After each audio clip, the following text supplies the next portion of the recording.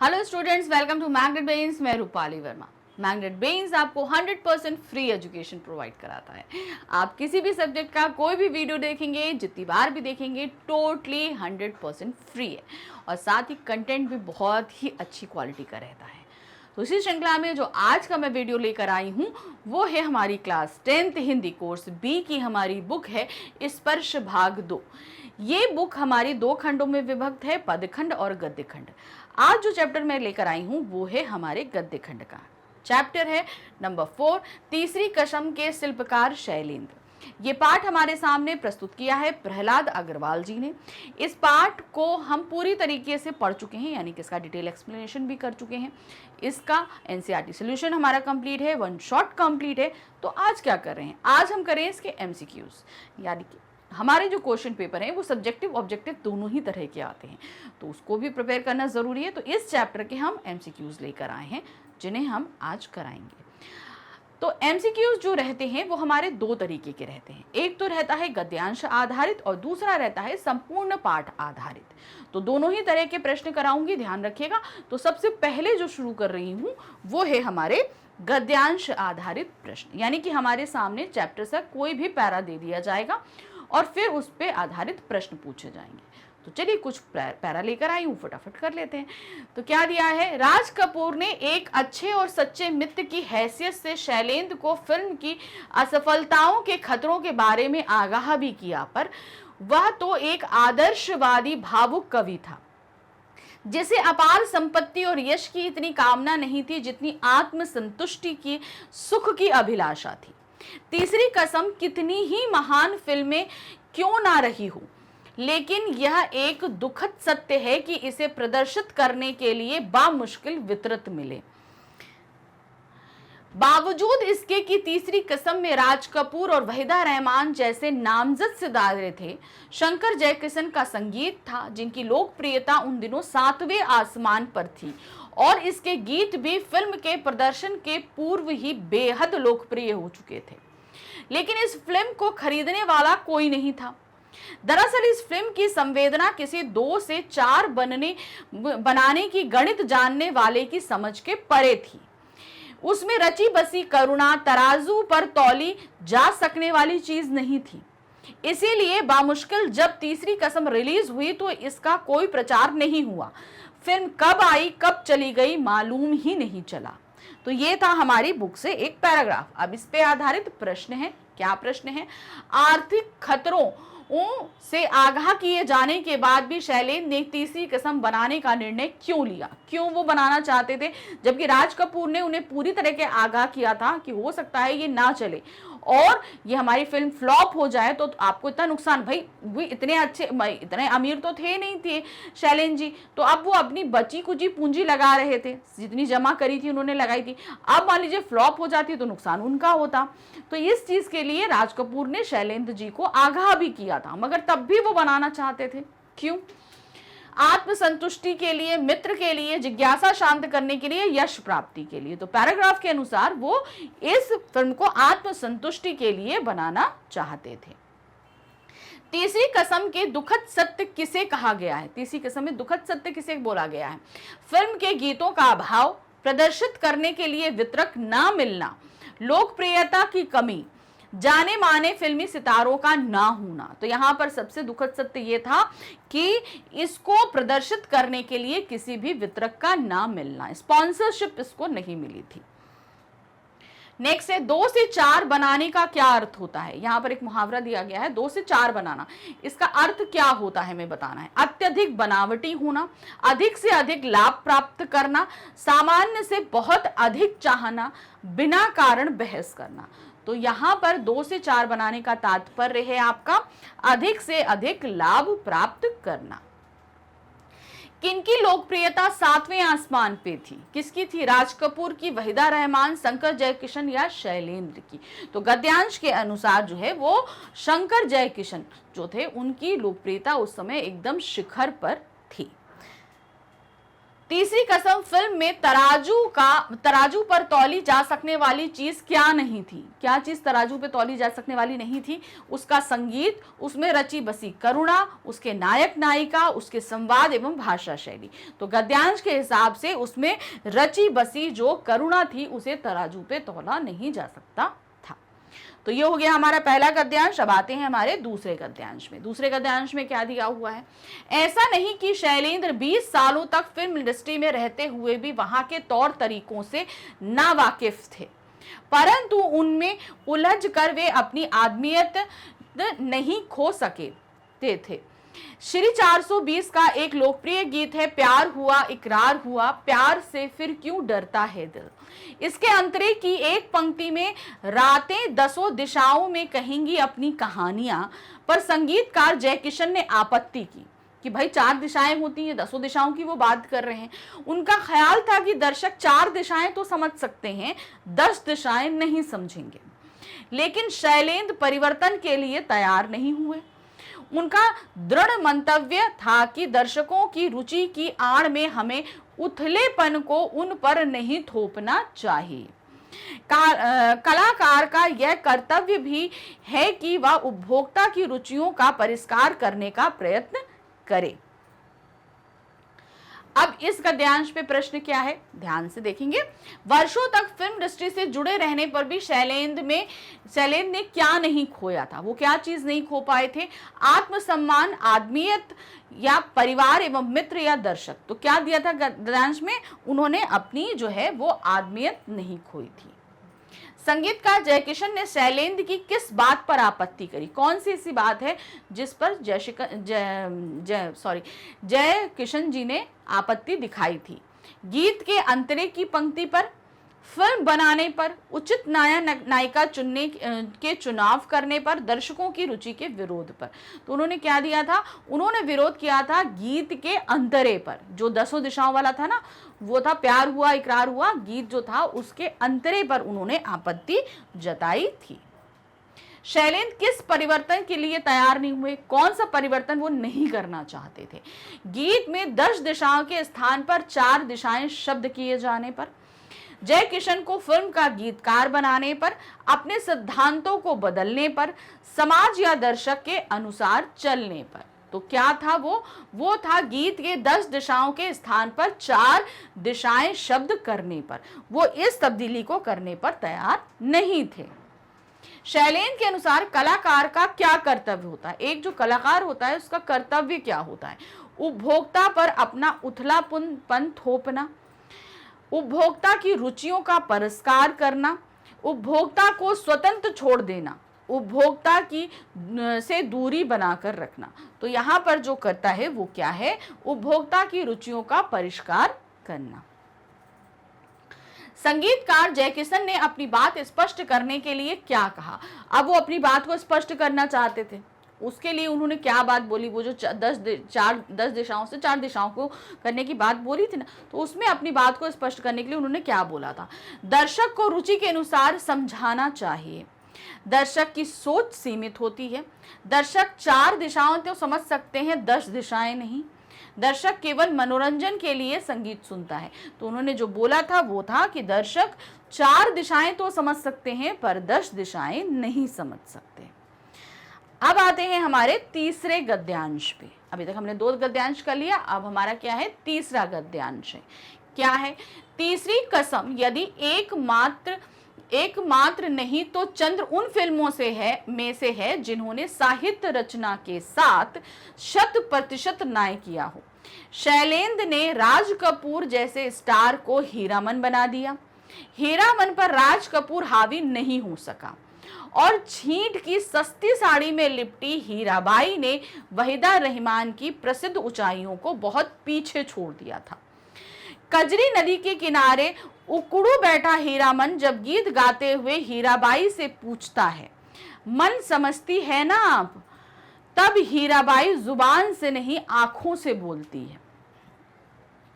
दुनिया भर के शब्द उस भाषा को अभिव्यक्ति नहीं दे सकते। ऐसी ही सूक्ष्मताओं से स्पंदित थी तीसरी कसम। अपनी मस्ती में डूबकर झूमते गाते गाड़ीवान, चलत मुसाफिर मोह लियो रे पिंजड़े वाली मुनिया। टप्पर गाड़ी में हीराबाई को जाते हुए देखकर उसके पीछे दौड़ते गाते बच्चों का हुजूम, लाली लाली डोलियों में लाली लाली दुल्हनिया, एक की बाई में अपनापन खोज लेने वाला सरल हृदय गाड़ीवान, अभावों की जिंदगी जीते लोगों के सपनीले कहे कहे। तो किस तरीके से उन्होंने एकदम सादगी के साथ हीरामन, राज कपूर जैसे कलाकार को हीरामन और वहीदा रहमान जी को हीराबाई बनाकर सामने प्रस्तुत किया और करुणा को निकाल कर सामने रखा। बहुत ही सिंपल लाइफ उसमें उन्होंने दिखाई थी। अब इस गद्यांश पे आधारित प्रश्न क्या है? राज कपूर जैसे स्टार को हीरामन बना देने का क्या परिणाम हुआ? जब उन्होंने राज कपूर जैसे स्टार को हीरामन बनाया तो उसका क्या नतीजा निकला था? हीरामन पर राज कपूर हावी हो गया, हीरामन पर राज कपूर हावी नहीं हो सका। राज कपूर हीरामन के चरित्र के साथ न्याय नहीं कर सका। राज कपूर और हीरामन दोनों का व्यक्तित्व तो अलग रहा। तो क्या हुआ था? हीरामन पर राज कपूर हावी नहीं हो सका था। मतलब हीरामन की जो पर्सनालिटी थी वो पूरी तरीके से उस फिल्म में निकल के आ रही थी। राज कपूर जैसे इतने प्रसिद्ध कलाकार की जो पर्सनालिटी थी वो उसको ओवरलैप बिल्कुल भी नहीं कर पाई थी। हीरामन की बात का उत्तर हीराबाई ने कैसे दिया था? जब हीरामन में पूछा था ना प्रश्न, आप जानती हैं ना, मन जानती है ना, तो उसने कैसे उत्तर दिया था? क्रोध से, आंखों से, मुख से या दुख से? तो उसने कैसे उत्तर दिया था? सिर्फ आंखों से। वहीदा रहमान की प्रसिद्ध ऊंचाइयों को किसने पीछे छोड़ दिया?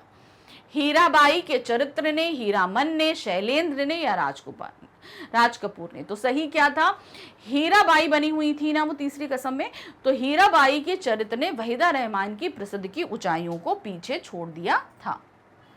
तीसरी कसम फिल्म में किसका वर्णन हुआ? इस फिल्म में किसका वर्णन किया गया है?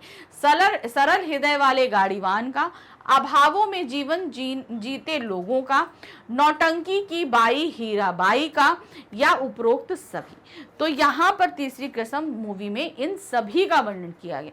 मतलब हीरामन का भी किया है, गाड़ीवान, सिंपल लोगों के चरित्र का दिखाया और साथ ही हीराबाई जैसी ये स्त्री के बारे में भी बताया गया है।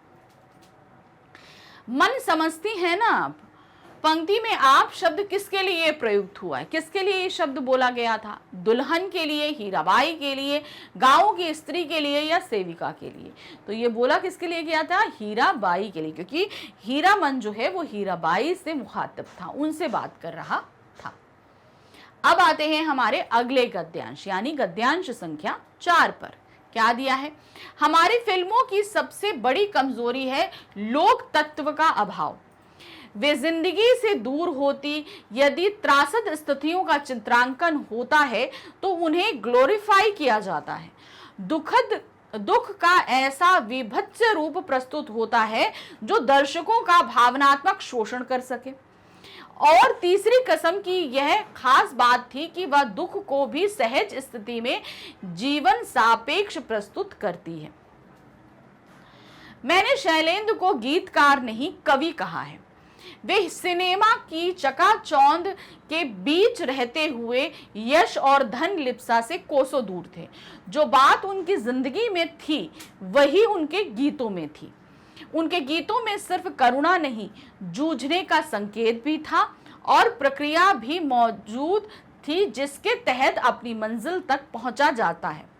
व्यथा आदमी को पराजित नहीं करती, उसे आगे बढ़ाने का संदेश देती है, उसे आगे बढ़ने का संदेश देती है। अब इस गद्यांश पे आधारित प्रश्न क्या है हमारे पास में? भारतीय फिल्म की सबसे बड़ी कमजोरी किसे माना गया है? लोक तत्व का अभाव, सुख की अतिशयता, भावनाओं का अभाव, धन का अधिक व्यय। तो किसको माना गया है? वो है लोक तत्व का अभाव। हमारी फिल्मों में त्रासद स्थितियों का चित्रांकन ग्लोरीफाई क्यों किया जाता है? क्यों? जो जैसे बहुत ही सैड सिचुएशन जो फिल्म दिखाती है ना, उसे कुछ ज्यादा ही सैड बना दे। ग्लोरीफाई करने का मतलब उसे बहुत ही ज्यादा पॉलिश करके, कोई दुख की स्थिति है तो उसे और ज्यादा दुखी बनाया जाता है। क्यों ऐसा किया जाता है? दर्शक को रुचि को ध्यान में रखने के लिए, दर्शकों का भावनात्मक शोषण करने के लिए, अधिक सजीव प्रस्तुति करने के लिए, जीवन के आदर्श रूप में वर्णन करने के लिए। तो क्यों किया जाता है? वो है दर्शकों का भावनात्मक शोषण करने के लिए। तीसरी कसम फिल्म की खास बात क्या थी? इस फिल्म की जो खास बात थी वो क्या है? सुख को सहज स्थिति में प्रस्तुत करना, दुख को सहज स्थिति में प्रस्तुत करना, सुख दुख दोनों को सहज स्थिति में प्रस्तुत करना, दर्शक के अनुसार वर्णन करना। तो तीसरी कसम फिल्म की यह खास बात थी कि दुख को सहज स्थिति में प्रस्तुत, मतलब जो एक्चुअल में जो दुख है उसे ग्लोरीफाई नहीं किया गया, उसे एज इट इज ही वैसे प्रस्तुत किया गया। मतलब उसे और ज्यादा दुखित सिचुएशन नहीं बनाई गई, जैसा दुख था उसको वैसे ही प्रस्तुत किया गया था। शैलेंद्र के गीतों की क्या विशेषता बताई गई है? शैलेंद्र जी के गीत जो हमने इस फिल्म में देखे उसकी क्या विशेषताएं बताई गई? करुणा के साथ जूझने का संकेत है, केवल दुखद स्थितियों का चित्रण है, संगीतात्मक का अभाव है, कलिष्ठ भाषा की शैली है। तो यहाँ पर जो है उनकी गीतों की विशेषता वो है करुणा के साथ जूझने का संकेत है। मतलब हमको दुख है, तकलीफ है, तो उसे जूझने का हमको क्या करती है? वो पावर, हिम्मत देती है वो। शैलेंद्र के अनुसार व्यक्ति को आगे बढ़ने का संकेत कौन देता है? उनके अनुसार आगे बढ़ने का संकेत कौन दे रहा है उन्हें? सुखद परिस्थितियां, मनः स्थिति, व्यथा या प्रेरणा। तो उन्हें आगे बढ़ने की प्रेरणा जो मिलती है वो है व्यथा, यानी कि हमारे जीवन के दुख ही हमें आगे बढ़ने की प्रेरणा देते हैं। अब आते हैं हमारे नेक्स्ट जो हमारा गद्यांश है। बहुत ध्यान से इसको भी देखेंगे। देखिए गद्यांश में बहुत टाइम जाता है क्योंकि हमारे पास पठित अपठित दोनों ही तरह के गद्यांश और काव्यांश आते हैं, तो बहुत टाइम जाता है। इसलिए कोशिश ये करिए जब भी गद्यांश पढ़िए एक ही बार में अच्छे से समझ लीजिए। तो उसके लिए पूरा जब भी आप पढ़ो एकाग्र होकर गद्यांश को पढ़ा करो। तो यहाँ पर क्या है? अभिनय की दृष्टि से तीसरी कसम राज कपूर की जिंदगी की सबसे हसीन फिल्म है। राज कपूर जिन्हें समीक्षक और कला मर्मज्ञ आंखों से बात करने वाला कलाकार मानते हैं, तीसरी कसम में मासूमियत के चरमोत्कर्ष को छूते हैं। अभिनेता राज कपूर जितनी ताकत के साथ तीसरी कसम में मौजूद हैं, उतना जागते रहो में भी नहीं। जागते रहो में राज कपूर के अभिनय को बहुत सराहा गया था, लेकिन तीसरी कसम वह फिल्म है जिसमें राज कपूर अभिनय नहीं करता, वह हीरामन के साथ एकाकार हो जाता है। मतलब वो राज कपूर अपनी पर्सनालिटी को कहीं छोड़ चुके होते हैं, वो खुद हीरामन बन चुके हैं। खालिस देहाती भुच्च गाड़ीवान जो सिर्फ दिल की जुबान समझता है, दिमाग की नहीं, जिसके लिए मोहब्बत के सिवा किसी दूसरी चीज का कोई अर्थ नहीं है। बहुत बड़ी बात है यह कि तीसरी कसम राज कपूर के अभिनय जीवन का वह मुकाम है जब वह एशिया के सबसे बड़े शोमैन के रूप में स्थापित हो चुके थे। उनका अपना व्यक्तित्व एक किद्वंती बन चुका था, लेकिन तीसरी कसम में वह महिमामय व्यक्तित्व पूरी तरह हीरामन की आत्मा में उतर गया। तो इसका गद्यांश में प्रश्न है हमारे सामने, तीसरी कसम राज कपूर की जिंदगी की सबसे हसीन फिल्म किस दृष्टि से है? किस दृष्टि से बताया गया कि ये बहुत ही अच्छी फिल्म है? पात्र एवं चरित्र की दृष्टि से, संवाद की दृष्टि से, संगीत की दृष्टि से या अभिनय की दृष्टि से?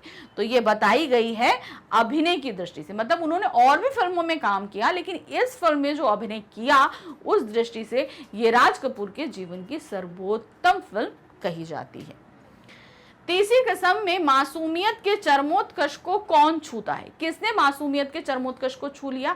लेखक राज कपूर, नायिका या जय किशन? तो किसने छुआ था? वो थे राज कपूर। किस फिल्म में राज कपूर के अभिनय को बहुत सराहा गया? कौन सी फिल्म में सराहा गया था? तीसरी कसम, संगम, जागते रहो, मेरा नाम जोकर। तो जो गद्यांश था उसमें क्या दिया था? उसमें जागते रहो में इनके अभिनय को सराहा गया था। हीरामन गाड़ीवान की किस विशेषता की ओर संकेत किया गया है? हीरामन गाड़ीवान की किस विशेषता की ओर इस गद्यांश में जो है संकेत किया गया है? वह दिल की जुबान समझता है, मोहब्बत के सिवा किसी दूसरी चीज का अर्थ नहीं समझता, केवल गाड़ी चलाना जानता है, का और खा दोनों सही है। तो यहाँ जो सही ऑप्शन है वो हमारा का और खा दोनों सही है। मतलब वह दिल की जुबान समझता है और मोहब्बत के सिवा किसी दूसरी चीज का अर्थ नहीं समझता है। तीसरी कसम फिल्म में काम करने से पहले राज कपूर किस रूप में स्थापित हो चुके थे? जब तीसरी कसम फिल्म में उन्होंने काम करना शुरू किया तो उससे पहले वो विश्व में किस नाम से स्थापित हो चुके थे? किदवंती के रूप में, एशिया के सबसे बड़े शोमैन के रूप में, एशिया के सबसे बड़े अमीर व्यक्ति के रूप में, फिल्म इंडस्ट्री के सितारे के रूप में। तो वो क्या स्थापित हो चुके थे? एशिया के सबसे बड़े शोमैन के रूप में स्थापित हो चुके थे। अब आते हैं हमारा नेक्स्ट गद्यांश, गद्यांश संख्या 6। फिर से पढ़ेंगे ध्यान से। तीसरी कसम कितनी ही महान फिल्म क्यों नहीं ना रही हो, लेकिन यह एक दुखद सत्य है कि इसे प्रदर्शित करने के लिए बामुश्किल वितरक मिले। बावजूद इसके कि तीसरी कसम में राज कपूर और वहीदा रहमान जैसे नामजद सितारे थे, शंकर जयकिशन का संगीत था जिसकी लोकप्रियता उन दिनों 7वें आसमान पर थी, और इसके गीत भी फिल्म के प्रदर्शन से पूर्व ही बेहद लोकप्रिय हो चुके थे, लेकिन इस फिल्म को खरीदने वाला कोई नहीं था। दरअसल इस फिल्म की संवेदना किसी 2 से 4 बनाने के गणित जानने वाले की समझ से परे थी।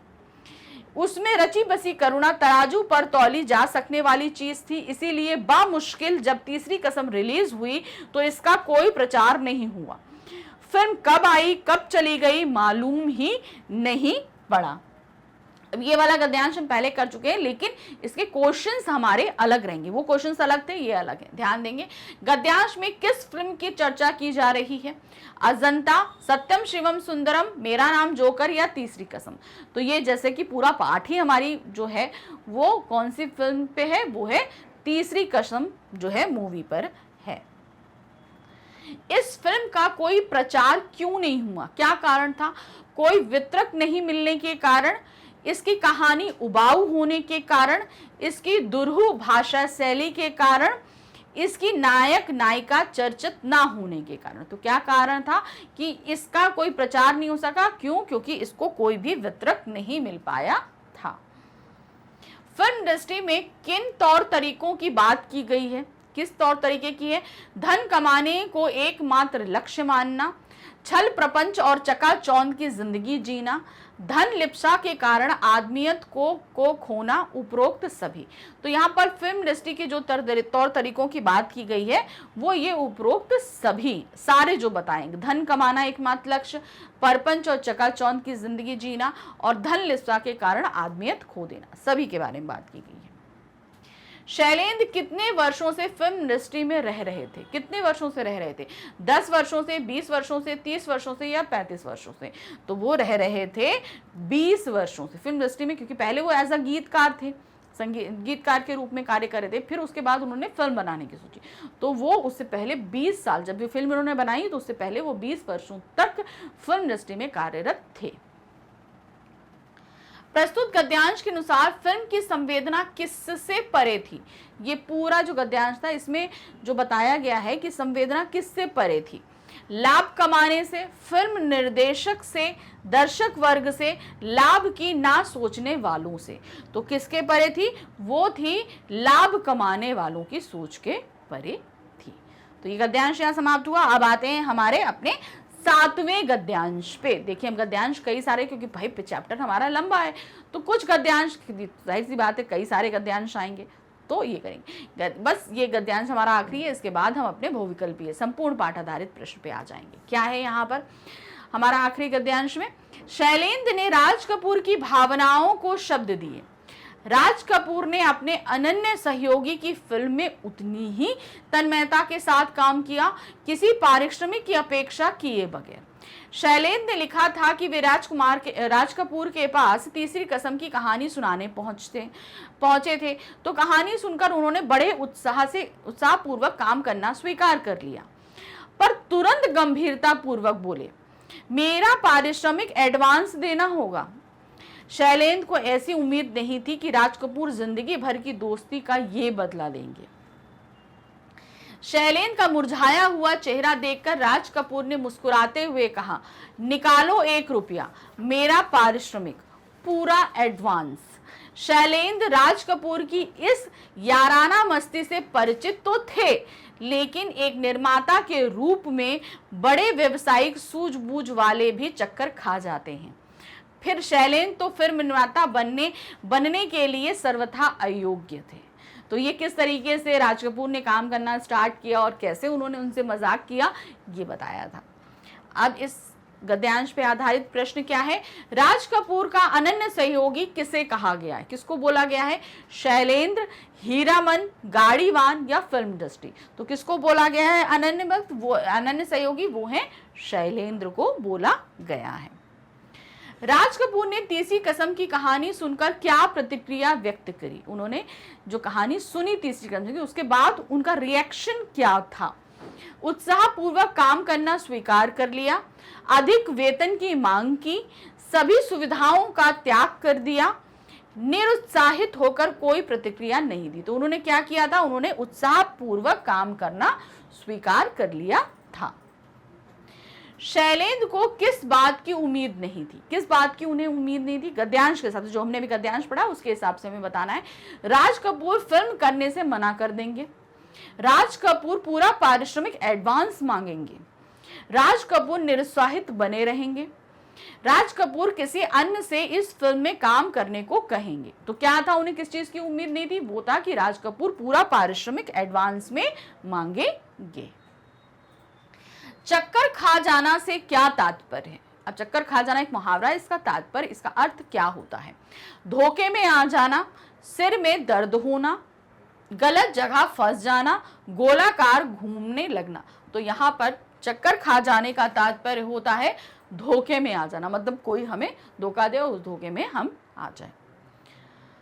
शैलेंद्र फिल्म निर्माता बनने के लिए सर्वथा अयोग्य क्यों थे? क्यों उनको बोला गया है कि वो जो है एक फिल्म निर्माता बनने के योग्य नहीं थे? भाई वो एक गीतकार थे, एज अ निर्देशक इनकी ये पहली फिल्म थी, तो उनको सीधे सीधे बोल दिया गया पार्ट में कि वो अयोग्य थे। तो क्यों थे कि वो नहीं बना सकते थे? क्या कारण था? उनमें धन लिप्सा नहीं थी, उनमें कला का अभाव था, उनमें फिल्म निर्माण के गुण नहीं थे, उनकी फिल्मों में रुचि नहीं थी। तो सही क्या था? हमारा सही है उनमें धन लिप्सा नहीं थी, यानी कि धन को कमाने की जो सोच जो होती ना, नहीं हमको खूब सारा धन कमाना है, डालते जाओ, और वो चीज़ उनके अंदर नहीं थी। इसलिए उनको जो है एक फिल्म निर्माता बनने के लिए बोला गया कि नहीं, वो जो है वो नहीं बन सकते हैं, उसके अयोग्य हैं वो। अब जो हमारे पाठ संबंधित बहुविकल्पीय प्रश्न आ रहे हैं वो क्या है?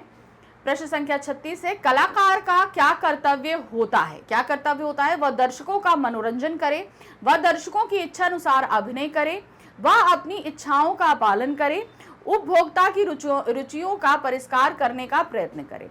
तो पाठ के अनुसार जो था, कलाकार का कर्तव्य होता है वह दर्शकों का मनोरंजन करे। नेक्स्ट है, शैलेंद्र के गीत कैसे होते थे?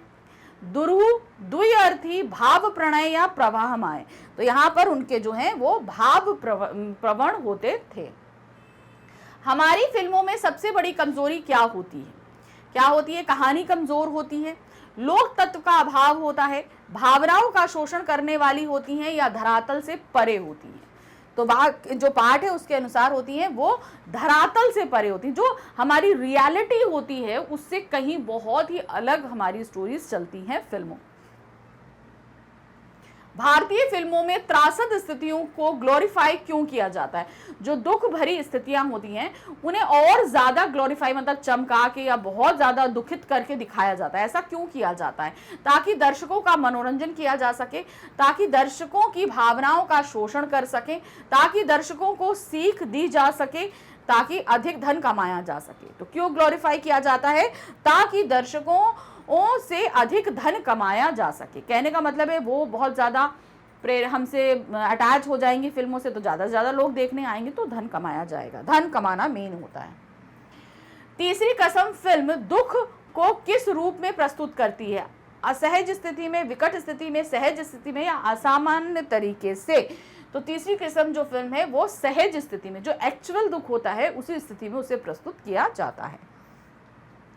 सजनवा बैरी हो गए हमार गीत किसके द्वारा गाया गया? ये गीत किसने गाया है? मोहम्मद रफ़ी ने, किशोर कुमार ने, मुकेश ने या मन्ना डे ने? तो ये गाना जो गाया है वो मुकेश ने गाया था। अभिनय की दृष्टि से तीसरी कसम कैसी फिल्म थी? अभिनय की दृष्टि से कसम कैसी थी? साधारण फिल्म, सबसे हसीन फिल्म, मनोरंजक फिल्म, कला प्रधान फिल्म। तो अभिनय की दृष्टि से तीसरी कसम फिल्म हम सबसे हसीन फिल्म थी, क्योंकि इसमें जो राज कपूर और वहीदा रहमान ने जैसी एक्टिंग करी थी वो एक्चुअल, भाई उस समय तक ये दोनों ही स्टार काफ़ी फेमस थे और राज कपूर तो एक शोमैन के रूप में पूरा प्रतिष्ठित थे पूरा एशिया में। तो लेकिन इन लोगों ने बिल्कुल एक साधारण, राज कपूर ने एक गाड़ीमान की भूमिका निभाई और हीराबाई ने एक जो है एक नाचने वाले की जो भूमिका निभाई, वो एकदम जैसे लग रहा था वो एक्चुअल में वैसे हैं, इतने बड़े स्टार वो लोग नहीं हैं। ये चीज उसमें साफ प्रदर्शित होती थी। राज कपूर को कहाँ का सबसे बड़ा शोमैन कहा जाता है? एशिया का, विश्व का, बॉलीवुड का या हॉलीवुड का? तो शोमैन कहा जाता है एशिया का। तीसरी कसम की पटकथा किसने लिखी थी? ये कहानी किसकी लिखी हुई है? शैलेंद्र ने, सलीम खान ने, जावेद ने या फणीश्वर नाथ रेणु ने? तो ये जो पिक्चर बनी ये फणीश्वर नाथ रेणु की लिखी रचना पर बनी थी, उन्होंने ये पटकथा लिखी थी। किस फिल्म की सफलता ने राज कपूर में आत्मविश्वास भर दिया? किस फिल्म की सफलता ने राज कपूर में आत्मविश्वास भरा? संगम, तीसरी कसम, जागते रहो या मेरा नाम जोकर? तो वो फिल्म थी जागते रहो। उसके बाद उनके अंदर काफी कॉन्फिडेंस आ चुका था। मेरा नाम जोकर का निर्माण कब प्रारंभ हुआ था? कब प्रारंभ हुआ था? 1960, 1970, 1965 या 1975 में? तो मेरा नाम जोकर फिल्म का जो निर्माण है वो प्रारंभ हुआ था 1965 में। तीसरी कसम फिल्म पर्दे पर कब रिलीज हुई? ये पिक्चर जो तीसरी कसम है ये कब रिलीज हुई? इसकी रिलीजिंग सन क्या रहा? सन 1965 में, सन 1966 में, सन 1968 में, सन 1970 में। तो ये फिल्म प्रदर्शित हुई थी सन 1966 में। तीसरी कसम फिल्म किसकी कहानी पर बनी है? प्रेमचंद की, शैलेंद्र की, जयशंकर प्रसाद की या फणीश्वर नाथ रेणु की? तो ये कहानी है फणीश्वर नाथ रेणु द्वारा लिखी हुई। तीसरी कसम को निम्न में से कौन सा पुरस्कार मिला है? कौन सी पुरस्कार से इस फिल्म को नवाजा गया है? फिल्म फेयर पुरस्कार, दादा साहब फाल्के पुरस्कार, सर्वश्रेष्ठ हिंदी फिल्म पुरस्कार, राष्ट्रपति स्वर्ण पदक। तो ये पिक्चर नवाजी गई थी सर्वश्रेष्ठ हिंदी फिल्म पुरस्कार से। नेक्स्ट है, तीसरी कसम में शैलेंद्र ने किसकी भावनाओं को शब्द दिए हैं? किसकी भावनाओं को शब्द दिए हैं? अपनी भावनाओं को, फणीश्वर नाथ रेणु की भावनाओं को, राज कपूर की या हीरामन की? तो यहाँ पर जो दिया है वो है राज कपूर की भावनाओं को। तीसरी कदम में शैलेंद्र ने किसकी भावनाओं को शब्द दिए? मतलब जो भावनाएं निकल कर आ रही है, राज कपूर ने एक्ट किया है लेकिन हीरामन के रूप में, लेकिन वो उससे बहुत अटैच थे, इसलिए यहाँ पर ये बताया गया। तो ये जो हमारा पार्ट था इसके एमसीक्यूज यहाँ पर खत्म हुए। तो देखिए दोनों ही तरह के जो एमसीक्यूज आते हैं मैंने आपको पूरी तरीके से क्लियर किए हैं। अब इससे पहले मैं इसका detail explanation, NCERT solution, one shot और अब तो एमसीक्यूज सभी कुछ हो गए। तो ये कहाँ पर आपको मिलेंगे? इसके लिए आना होगा आपको हमारे चैनल मैग्नेट ब्रेन्स पे। जब आप यहाँ पर आएंगे तो आप सीबीएसई K-12 इंग्लिश देखेंगे, बस आपको इसे क्लिक करना है। जैसे ही क्लिक करेंगे आपके सामने ये सारे क्लासेस आ जाएंगे। आपकी क्लास है 10th, आपको अपनी क्लास सेलेक्ट करनी है क्लास 10th। जैसे ही आप सेलेक्ट करोगे तो 10th में पढ़ाए जाने वाले सभी सब्जेक्ट्स आपके सामने होंगे। अब आपको करना क्या है? आपको करना है अपना जो है सब्जेक्ट, जो भी सब्जेक्ट, जैसे हम हिंदी पढ़ा रहे थे तो ये हमारी बुक कौन सी थी? स्पर्श थी। तो ये रही हमारी स्पर्श बुक। यहाँ पे वॉच नाउ पे क्लिक करेंगे। जैसे ही क्लिक करेंगे हमारे सामने स्पर्श बुक की पूरी प्लेलिस्ट होगी। तो जो चैप्टर देखना है बस आपको वो क्लिक करना है। क्लिक करते ही इसमें टॉपिक वाइज आपको पूरा प्लेलिस्ट दे दी जाएगी। आपको जो भी टॉपिक पढ़ना है, जैसे डिटेल एक्सप्लेनेशन है, एनसीईआरटी सॉल्यूशन है, आपके वन शॉट है, जो भी आप उसे क्लिक करोगे, क्लिक करते ही आपके सामने उसका वीडियो स्टार्ट हो जाएगा। वीडियो देखिए, चैप्टर को अच्छे से समझिए, अपने एग्जाम टेस्ट का प्रिपरेशन कीजिए, क्वेश्चंस देखिए कैसे कैसे हो सकते हैं। तो मतलब एक तरीके से आपको पूरे चैप्टर के हमने जो जो चीज़ें आ सकती है सभी कुछ करा दिया है। बस आपको पढ़ना है और साथ ही हमारे चैनल को लाइक, सब्सक्राइब और शेयर करना है। Thank you for watching. Bye bye.